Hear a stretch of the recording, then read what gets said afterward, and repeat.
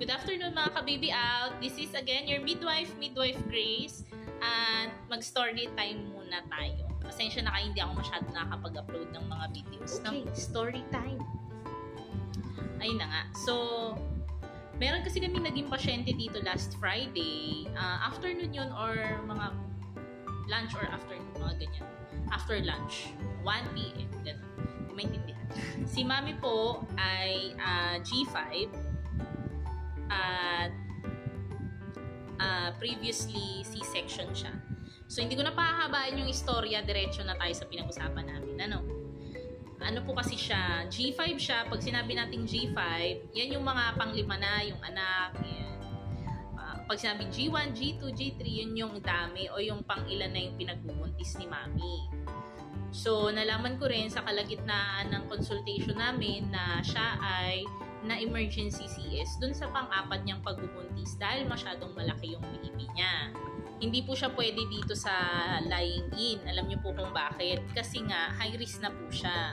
Ang G5 po ay kinoconsider natin na high risk pregnancy na ina-advise po namin na kayo ay magpunta sa ospital para kayo ay ma-accommodate ng maayos at maalagaan namin kayo ng maayos. Besides, ang lying in po ay hindi designed para sa ganyang mga high risk cases.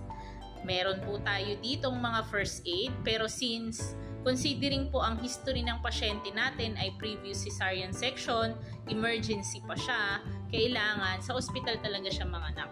Kahit pa sabihin ni Mami na siya ay confident na makakapag-normal, hindi pa rin po pwede. So I have advised the patient to visit the nearest hospital para dun po siya manganak kasi malapit na po talaga siyang manganak. 32 weeks na po si Mami.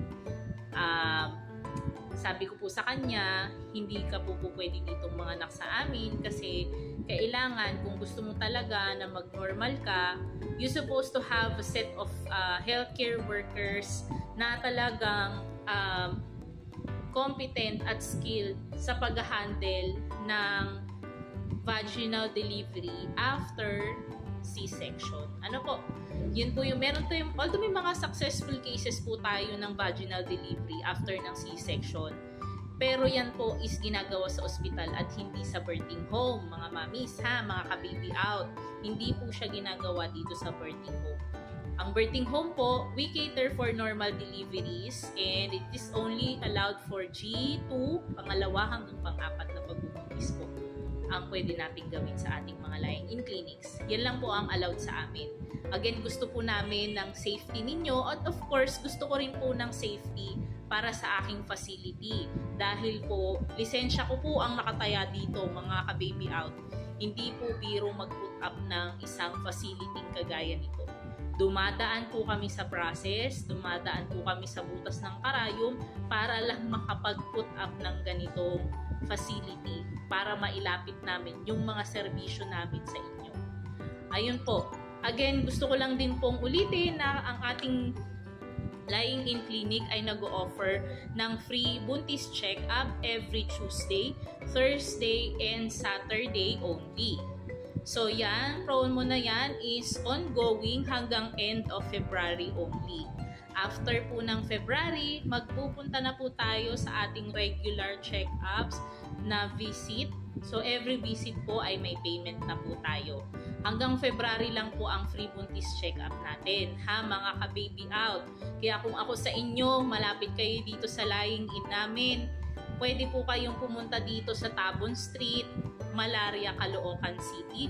Nasa Barangay 185 po kami. Marami po kayong pwedeng pagtanungan dito dahil ano po siya, alam na po siya ng mga tricycle driver. Sabihin nyo lang po yung paanakan sa may Tabon Street.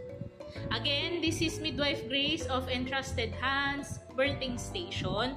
We provide you with quality maternal care. At hanggang sa susunod po mga ka-baby out, pag may mga question pa kayo, i-post nyo lang po yan dyan sa ating mga social media accounts. Kontakin nyo po kami. Maraming salamat po sa panonood at hanggang sa muli mga ka-baby out.